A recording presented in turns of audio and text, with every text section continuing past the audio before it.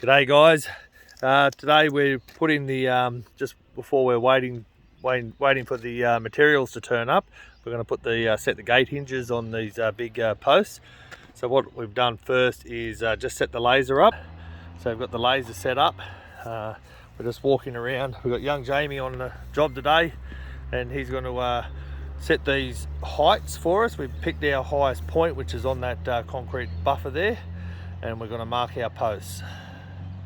For our bottom hinge plate on these double gates, so it's the same both sides. One of the biggest issues that we have, and we see a lot of blokes do when they don't have the gear, whether it's a laser level, water level, or whatever, they try and step their gates, and sometimes you can't help but not step your gates. But if you can get away with it, it's heaps better to try and keep them level. So we'll mark these out.